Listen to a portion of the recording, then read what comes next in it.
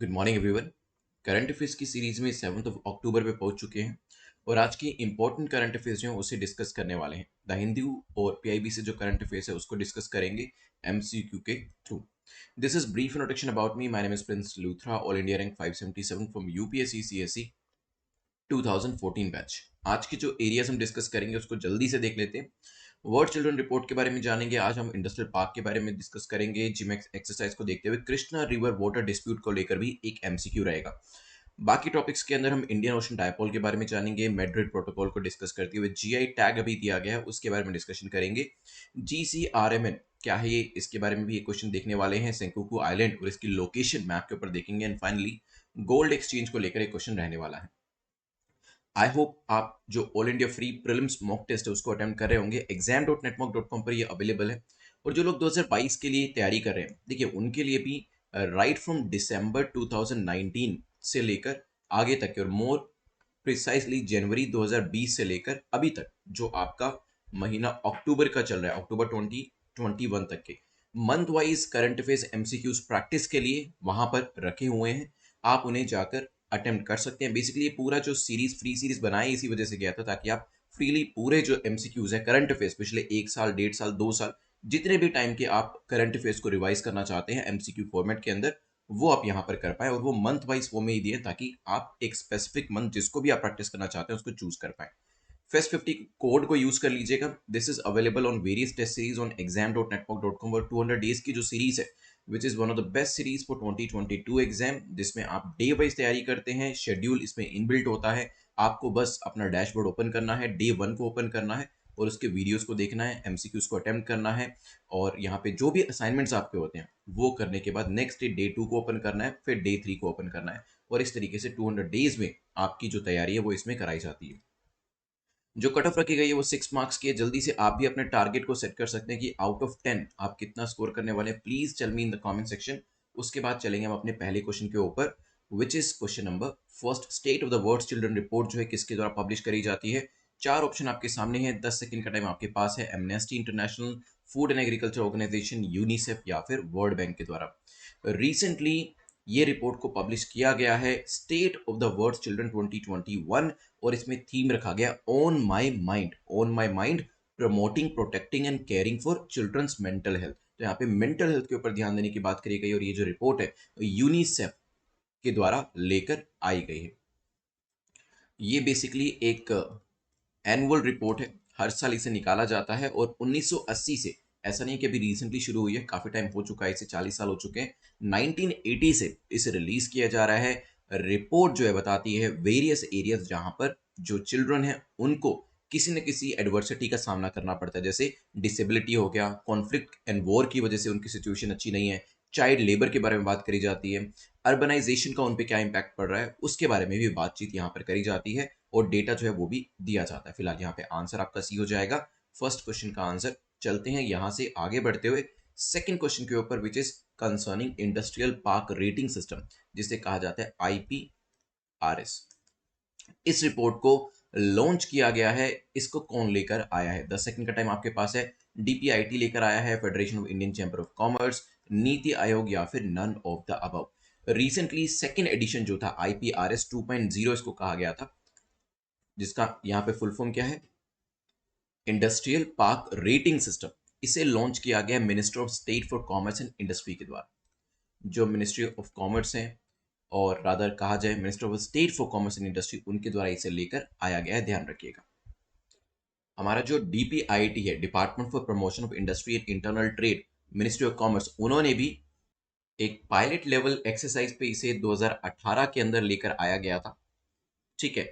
और तब इसे एशियन डेवलपमेंट बैंक की हेल्प से लेकर आया गया था। आईपीआरएस जो है बेसिकली इसे कंसेप्चुलाइज किया गया है ताकि इंडस्ट्रियल इंफ्रास्ट्रक्चर कंपेटिटिवनेस जो है उसको इम्प्रूव किया जा सके। इंडस्ट्रियलाइजेशन जो पूरे देश के अंदर है उसे बढ़ाया जा सके, क्योंकि आप जानते हैं इंडस्ट्रियल सेक्टर को डेवलप करना काफी जरूरी है, क्योंकि सर्विस सेक्टर हमारे यहाँ पर काफी अच्छे से काम कर रहा है, इंडस्ट्रीज जो है वो ज्यादा बनानी जरूरी है। आईपीआरएस बेसिकली क्या करेगा, ये एक की अनेबलर के तौर पे काम करेगा कि कौन से एक्स्ट्रा मेजर्स लिए जा सकते हैं भारत के अंदर, सो दैट इंडस्ट्रियल कंपेटिटिवनेस हमारे देश के अंदर बढ़ाई जा सके, ठीक है। So the answer will be A. Let's move to the next question, which is question number 3। Question number 3 बात कर रहा है एक एक्सरसाइज को लेकर जिसका नाम है जिमेक्स। जिमेक्स एक्सरसाइज पूछा गया है कि किस किस के बीच में होती है, चाइना यूएसए के बीच में, चाइना जापान, इंडिया जॉर्डन के बीच में, या फिर इंडिया जापान के बीच में। 10 सेकेंड्स का टाइम आपके पास है, सोचिए इसके बारे में। फिफ्थ एडिशन फिफ्थ एडिशन जो है इस एक्सरसाइज का अभी कंडक्ट किया गया। वैसे मैंने आपको बताया कि इस तरीके की जो जिसके लास्ट में एक्स आ जाता है, तो वो नाम जरूर आप ध्यान से देखिए, क्योंकि नाम के अंदर ही पता होता है कि कौन कौन सी कंट्री है। जिमेक्स, जे से क्या होगा जापान, आई से क्या होगा इंडिया, एम से क्या होगा मेरीटाइम, क्योंकि ये नेवल एक्सरसाइज होने वाले। ई एक्स का मतलब है एक्सरसाइज, तो लास्ट में जब भी एक्स होगा उससे पहले के जो अल्फाबेट है उनको ध्यान से देखिए, वहीं से ही कंट्रीज के नाम निकल आएंगे। ठीक है, तो आंसर क्या हो जाएगा, D will be the correct answer. It is a maritime bilateral exercise between India and Japan. ठीक है, जिमिक सीरीज जो है it is not a new exercise because we have been conducting this exercise since 2012। JIMEX 21 का जो M है वो यही है कि आपको ऑपरेशनल प्रोसीजर जो है उसको समझना है, हमें इंटर ऑपरेबिलिटी जो है उसको एनहेंस करना है, और साथ ही साथ जो आपके जॉइंट मिशंस होते हैं उनको भी यहाँ पर चलाना है। तो करेक्ट आंसर क्या होगा, डी, अरेबियन सी के अंदर ये एक्सरसाइज करी जा रही है। Let's move to next question which is question number 4। Question number 4 जो है वो कृष्णा रिवर वाटर डिस्प्यूट को लेकर पूछ रहा है कि बताएं कौन सी स्टेटमेंट आपकी करेक्ट है इस पर्टिकुलर क्वेश्चन को लेकर। It is a river water sharing dispute between Maharashtra, Telangana, Andhra Pradesh state only. तो इसमें कौन कौन से स्टेट शामिल हैं उनके नाम दिए हैं। Constitution put the regulation and development of interstate river under the concurrent list. ये जो पूरा इशू है ये कॉन्करेंट लिस्ट के अंदर आता है। सोचिए यहाँ पे ओनली शब्द भी दिया गया है, तो वो भी ध्यान रखिएगा, क्योंकि आप जानते हैं 80% चांसेस की ओनली वाली स्टेटमेंट आपकी गलत होती है। हाउएवर, सोचिए यहाँ पे क्या आंसर होगा, फिर करते हैं discussion. Recently Telangana has termed the request of Andhra Pradesh for diversion of additional water from the Tungabhadra Dam to another canal against the Krishna Water Dispute Tribunal 1 decision। तो कृष्णा वाटर डिस्प्यूट ट्राइब्यूनल का first का जो decision था जो award किया गया था उसके अगेंस्ट में बताया है तेलंगाना ने एक पर्टिकुलर स्टेप जो कि आंध्र प्रदेश के द्वारा लिया जा रहा है। आंध्र प्रदेश क्या करने की कोशिश कर रहा है, कुछ पानी जो है उसको डाइवर्ट करने की कोशिश कर रहा है तुंगभद्रा डैम का किसी कैनाल के अंदर, जिसको कि गलत बताया है किसके द्वारा, तेलंगाना के द्वारा गलत बताया जा रहा है। ठीक है, यहाँ पर महाराष्ट्र शामिल है इस पूरे के पूरे डिस्प्यूट में, या फिर कहें कि जो कृष्णा रिवर वाटर डिस्प्यूट के द्वारा पानी को आवंटित किया गया था। तो yes, Maharashtra is there, Telangana is there, Andhra Pradesh is there, but this one more state, the state of Karnataka, वो भी इसके अंदर शामिल है। तो पहली स्टेटमेंट ओनली शब्द की वजह से गलत हो जाती है। ठीक है, now constitution puts the regulation and development of interstate river under the concurrent list. क्या ये कॉन्करेंट लिस्ट में आता है? The answer is no, because यहाँ पर जो कॉन्स्टिट्यूशन है वो वाटर जो आपका सब्जेक्ट है इसे स्टेट लिस्ट के अंदर रखता है। तो दोनों स्टेटमेंट गलत होने की वजह से आंसर क्या हो जाएगा, D. The union comes in only in case of interstate river development and dispute over it as these come under the union list. ठीक है, तो जो वाटर आपका है वो सब्जेक्ट कौन सा है, स्टेट का, और यूनियन का काम तब आता है जब इंटरस्टेट रिवर डेवलपमेंट या डिस्प्यूट की बात करी जाती है। ठीक है, यहाँ पर बेसिकली जो तेलंगाना है उनको भी शेयर दिया गया है पानी के अंदर, और जो आंध्र प्रदेश का शेयर हुआ करता था 2014 में जब तेलंगाना बना, तो 66-34 मतलब 2:1 के रेशो में उसे डिस्ट्रीब्यूट किया गया। ठीक है, चलिए चलते हैं यहाँ से आगे बढ़ते हुए। यहाँ पे एक बार मैप के ऊपर भी लोकेशन देख लीजिएगा। चलते हैं नेक्स्ट क्वेश्चन के ऊपर which is question number 5। Question number 5 बात कर रहा है एक पर्टिकुलर आईओडी के बारे में, Indian Ocean Dipole, which is considered as the cousin of El Nino and La Nina. जो एल नीनो लानीना का कॉन्सेप्ट आपने बेसिक ज्योग्राफी में पढ़ा होगा, उसके कजन के तौर पे देखा जाता है। आपको बताना है करेक्ट स्टेटमेंट कौन सी है। पॉजिटिव फेज जो आईओडी का है, इंडियन ओशन डायपोल का है, इट इज कैरेक्टराइज्ड बाय कि जो सी सरफेस टेम्परेचर होता है यहाँ पर इक्वेटोरियल ईस्टर्न इंडियन ओशन के अंदर वो नॉर्मल लेवल से ज्यादा होता है।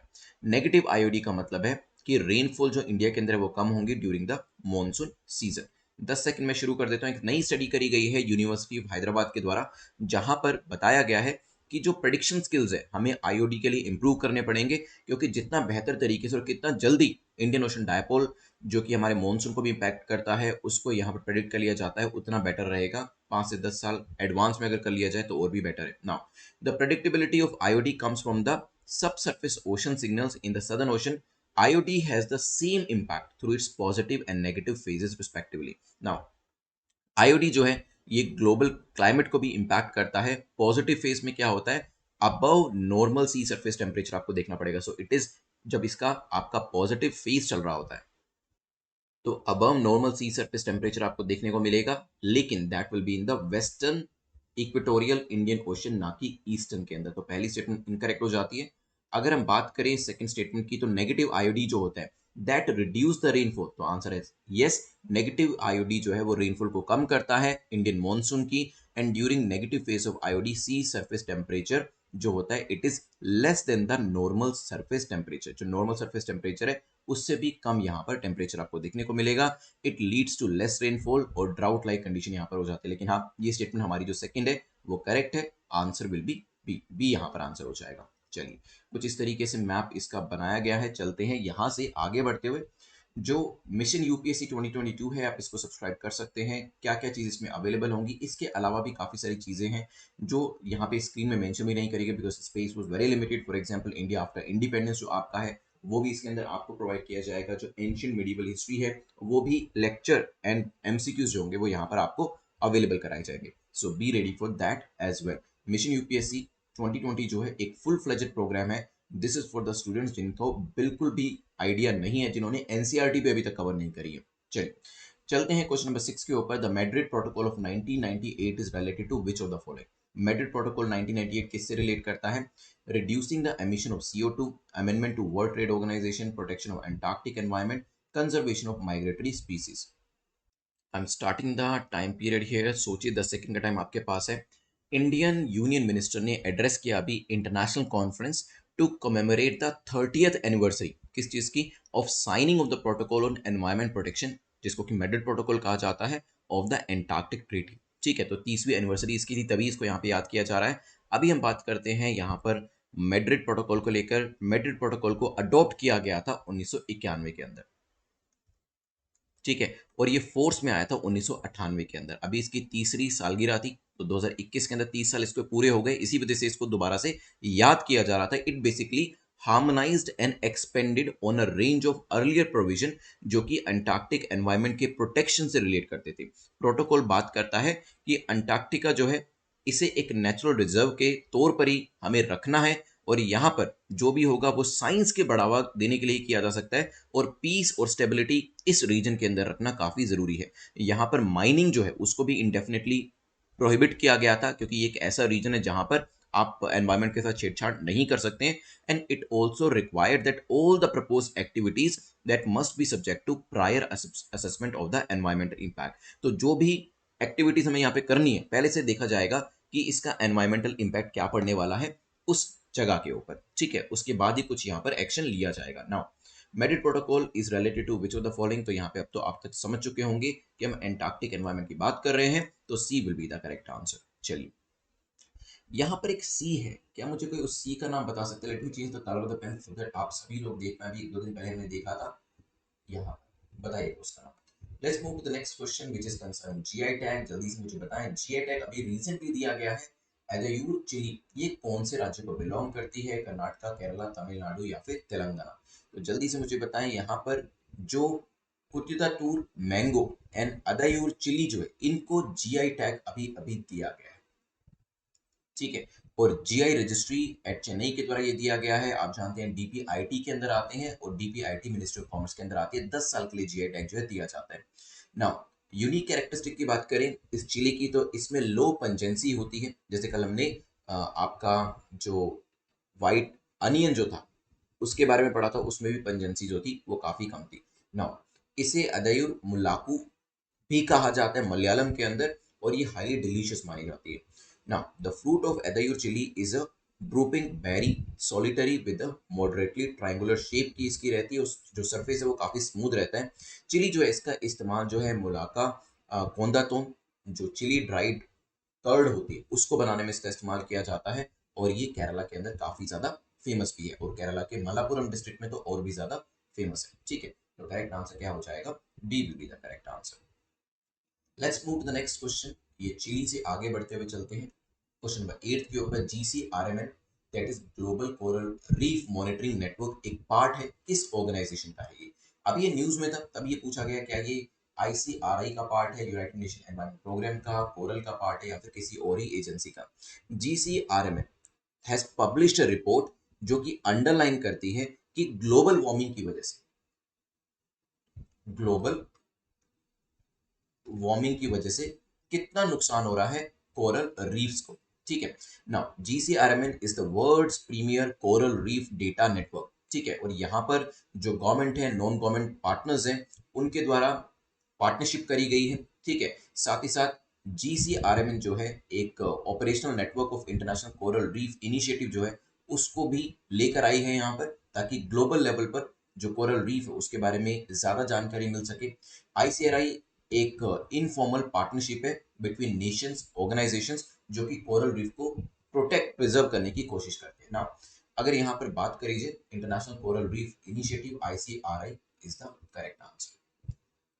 चलते हैं यहाँ पर क्वेश्चन नंबर 8 से आगे बढ़ते हुए क्वेश्चन नंबर 9 को देखते हैं, जो कि सेंकाकू आइलैंड को लेकर है। पूछा गया किस किस कंट्रीज के बीच में ये एक डिस्प्यूटेड रीजन। क्वेश्चन बहुत नया नहीं है, लेकिन हाँ दोबारा से न्यूज में था तभी इसके बारे में पूछा जा रहा है। China, Russia, Japan, China, Vietnam, Philippine, south Korea, Japan. Japanese prime minister Fumio Kishida, उन्होंने कहा है, यूनाइटेड स्टेट्स के बेसिकली अपने कमिटमेंट को अपहेल्ड किया है कि हम ईस्ट चाइना सी के आसपास के जो आइलैंड्स हैं, जिसमें सेंकुकू आइलैंड भी है, उसको प्रोटेक्ट करेंगे, क्योंकि चाइना जो है उसकी नजरें जो है वो इस आइलैंड के ऊपर बनी है। हम जानते हैं कि चाइना जो है काफी ज्यादा एग्रेसिव है when it comes to taking over somebody else's territory, चाहे वो इंडिया हो, इंडिया को लेकर भी हमारी टेरिटरी के ऊपर, चाहे वो अरुणाचल प्रदेश हो, वहां पर इसकी नजर रहती है हमेशा। और उसी तरीके से साउथ चाइना सी के अंदर काफी सारे ऐसे आइलैंड्स हैं जो कि फिलीपींस को, वियतनाम को बिलोंग करते हैं, इंडोनेशिया, मलेशिया को बिलोंग करते हैं। वहां पर भी ये कोशिश करता है उन आइलैंड्स को टेक ओवर करने की। सेंकाकू आइलैंड जो जापान को बिलोंग करता है right from the historical time, लेकिन चाइना ये कहता है कि ये ताइवान को बिलोंग करता है, और ताइवान जो है, जो सेंकाकू आइलैंड है वो ताइवान को बिलोंग करता है, और ताइवान हमें बिलोंग करता है। तो इट मीन्स ये पर्टिकुलर जो आपका आइलैंड है वो भी हमें बिलोंग करता है। तो जो सिलोजिज्म आप करते हैं सीसेट के अंदर, उस पूरी स्ट्रेटेजी को यूज करते हुए यहाँ पर ये सेंकाकू आइलैंड को अपना बता रहा है। लेकिन यहाँ पे जापान ने कहा है कि हम ऐसा नहीं मानेंगे और ना ही होने देंगे। तो करेक्ट आंसर क्या हो जाएगा? जापानीज और चाइनीज के बीच में काफी टाइम से लंबा चला हुआ जो ये डिस्प्यूट है, ये दोबारा से अभी न्यूज में था। एक लोकेशन देख लीजिए। सो यहाँ पे आपका ताइवान है, और ये आपका जापान है। जापान यहाँ पे आपका दिस इज ट्यूब आइलैंड, और ये आपका जो सेंकाकू आइलैंड है, जिसको भी चाइना DIU के नाम से जानते हैं। ठीक है, चलिए लास्ट क्वेश्चन आज का देख लेते हैं। गोल्ड एक्सचेंज फ्रेमवर्क को अभी अप्रूवल दिया गया है, तो अब आपको बहुत जल्दी गोल्ड एक्सचेंज भी दिखाई देगी, जहां पर गोल्ड से रिलेटेड जो इंस्ट्रूमेंट होते हैं, खासतौर पे जो EGR होता है, इलेक्ट्रॉनिक गोल्ड रिसीट, ये ट्रेड होती हुई दिखाई देगी। इसका अप्रूवल किसके द्वारा दिया गया है? जल्दी से बताएं। RBI, FMC, सेबी, या फिर none of the above. EGR that is electronic gold receipt एक इंस्ट्रूमेंट होने वाला है जो कि गोल्ड को रिप्रेजेंट करेगा, और यहाँ पर एक्सचेंज के अंदर इसे ट्रेड किया जाएगा, ट्रेडिंग करी जाएगी, इसका सेटलमेंट किया जाएगा, और अलग अलग तरीके के जो डेरिवेटिव्स होते हैं हो सकता है वो भी आगे जाकर लेकर आए। सेबी के द्वारा इसे मंजूरी दी गई है। आंसर क्या हो जाएगा? C will be the correct answer. ठीक है, चलिए जल्दी से यहाँ पर वीडियो को लाइक और शेयर कर दीजिए। मैं एक बार जल्दी से आपको 2 मिनट के अंदर रिवाइज करा देता हूँ विद दिस 2 मिनट्स इन्वेस्टमेंट जो हम एक्टिव रिविजन में देने वाले हैं। आपकी जो इन्फॉर्मेशन हमने अभी 15 से 20 मिनट के अंदर पढ़ी है, इसको रिटेन करने की पॉसिबिलिटी एंड प्रोबेबिलिटी जो है वो इंक्रीज होने वाली है। एक्टिव रिवीजन के अंदर जैसे ही क्वेश्चन आपके सामने स्क्रीन के ऊपर आता है, आप इसे इसके कंसर्निंग जो भी इंफॉर्मेशन आपके पास है, आप उसे रिकॉल करके कमेंट सेक्शन में जरूर बताइएगा। State of the world children report के बारे में डिस्कशन किया, जल्दी से मुझे बताएं कौन लेकर इसे आता है। यहाँ पर on my mind promoting protecting and caring of children of mental health के बारे में बात करी गई थी। यूनिसेफ इसको लेकर आता है, ये हमने डिस्कस किया था। फिर हमने इंडस्ट्रियल पार्क के बारे में देखा। यहाँ पे industrial park rating IPRS system 2.0 लेकर आया गया है। जल्दी से मुझे बताएं कौन लेकर आया है। और यहाँ पर हमने देखा था लॉन्च किया गया DPIIT के द्वारा। ए वाज द करेक्ट आंसर। ठीक है, फिर नेक्स्ट क्वेश्चन में जिमेक्स बताएं किस किस के बीच की एक्सरसाइज है। तो इसमें जापान और इंडिया के बीच की मैरिटाइम एक्सरसाइज है। 5th एडिशन के बारे में हम डिस्कशन कर रहे थे। 2012 से इसे शुरू किया गया था। कृष्णा रिवर वाटर डिस्प्यूट कौन कौन से प्रदेशों को इसमें इंक्लूड करता है? सो विच आर द स्टेट्स जो इसके अंदर इंक्लूडेड है वो बताइएगा। कॉन्स्टिट्यूशन जो है इसको कहाँ पर रखता है? इस तरीके की डिस्प्यूट्स के अंदर यूनियन का मेन इंटरवेंशन रहता है। वाटर जो है वैसे आपका स्टेट सब्जेक्ट होता है। यहाँ पर महाराष्ट्र, तेलंगाना, आंध्र और साथ ही साथ कर्नाटका जो है वो इसके अंदर शामिल है। मैप के ऊपर भी एक बार देख लीजिएगा। देन हमने 5th क्वेश्चन में देखा था इंडियन ओशन डायपोल के बारे में। नेगेटिव आईओडी क्या करेगा? रेनफॉल को रिड्यूस करेगा या ज्यादा करेगा? बताइए। पर हमने ये भी देखा था कि जो इसकी प्रेडिक्टेबिलिटी होती है उसे इंप्रूव करने की जरूरत है, और यहाँ पे रेनफॉल जो है वो आपकी कम होने वाली है, ये भी ध्यान रखिएगा। ठीक है, देन यहाँ से आगे बढ़ते हुए मैंने आपको मिशन UPSC 2022 और 200 डेज के बारे में बताया था। दोनों ही 2022 के प्रोग्राम्स हैं। ये आपका क्रैश कोर्स है उन स्टूडेंट्स के लिए जिनको बेसिक आइडिया है इस एग्जाम के बारे में, और ये उन स्टूडेंट्स के लिए जिनको बिल्कुल भी बेसिक आइडिया नहीं है, बिल्कुल जीरो से स्टार्ट करना चाहते हैं, तो आप अभी फेस्ट 50 कोड जो आपके पास है उसका इस्तेमाल करते हुए इसे यूज कर सकते हैं, क्योंकि फेस्ट 50 कोड जो है वो आपको इसके अंदर फ्लैट 50% डिस्काउंट जो है वो लेकर देगा। खैर, यहाँ से आगे बढ़ते हुए क्वेश्चन नंबर 6 को हमने डिस्कस किया था, जहां पर हमने देखा था मैड्रिड प्रोटोकॉल के बारे में। जल्दी से मुझे बताएं किस चीज को लेकर है। तो 30 साल इसके पूरे हुए, इसी वजह से जो यूनियन मिनिस्टर थे उन्होंने एड्रेस करी एक conference, and it is concerning protection of Antarctic environment. फिर मैंने आपसे एक सी के बारे में भी पूछा था, स्टार मार्क किया, बताइएगा जीआई टैग जो आपका दिया गया किस चीज को दिया गया ये बताइएगा। दो प्रोडक्ट्स के नाम थे और कौन से प्रदेश से आते हैं वो भी मुझे नाम बताइएगा। देन हमने यहाँ से आगे बढ़ते हुए जीसीआरएमएन देखा था। जीसीआरएमएन जो है किसका पार्ट है? So it is basically the part of international coral reef initiative. चलिए, नाइन्थ क्वेश्चन पे हमने डिस्कशन किया था, सेंकोकू आइलैंड किसको बिलोंग करते हैं बताइएगा। चाइना इसको किस नाम से जानता है ये भी बताइएगा। तो सेंकोकू जो है वो जापान को बिलोंग करते हैं, चाइना इसको दियायू के नाम से जानते हैं। काफी पुराना कॉन्फ्लिक्ट दोनों के बीच में चलता हुआ आ रहा है। गोल्ड एक्सचेंज का भी अप्रूवल किसके द्वारा दिया गया है जल्दी से मुझे बताएं यहाँ पर। और ये दिया गया है किसके द्वारा? सेबी के द्वारा। ठीक है, चलिए जल्दी से अपने मार्क्स मुझे कमेंट सेक्शन में लिखकर जरूर बताएं कितना आपने स्कोर किया है। मैं आपको एक क्वेश्चन ऑफ द डे देने वाला हूँ ये देखने के लिए कि क्या आप पुरानी चीजों को भूल तो नहीं रहे। तो यहाँ पर जो क्वेश्चन का आंसर आपको करना है वो अभी आपके सामने स्क्रीन पे आएगा, उसको आंसर करिएगा। सो नाउ, लास्ट टाइम हमने देखा था रक्तामी चैथिस मुम्बा एक रिसेंटली डिस्कवर स्पीसीज थी। ये किसकी थी? रैट की स्पीसीज है, कोई स्नेक है, कोई ईल है, या कोई बैट है? इसका आंसर आप यूट्यूब के कमेंट सेक्शन में जरूर करिएगा और यहाँ पर अपने मार्क्स जो है जरूर लिखिएगा। आई होप जो सेकंड चैनल है उसको आपने सब्सक्राइब कर लिया होगा, बिकॉज आप जानते हैं डेली बेसिस पे यहाँ पर जो मिनी मॉक टेस्ट है उनको डाला जा रहा है, जो कि 2021 के स्टूडेंट को हेल्प करेंगे अपकमिंग प्रीलिम्स एग्जाम में, और 2022 के स्टूडेंट्स को हेल्प करेंगे ये समझने में कि करंट अफेयर्स कैसे आते हैं। तो दोनों ही लोग इस मॉक टेस्ट को जरूर देखिएगा, ये मॉक टेस्ट आपको काफी ज्यादा हेल्प करने वाले हैं। चलिए, इस लेक्चर की पीडीएफ आपको डिस्क्रिप्शन के अंदर जो टेलीग्राम का लिंक है वहां पर मिल जाएगी। Thanks for watching this video. Have a nice day, take care, good bye.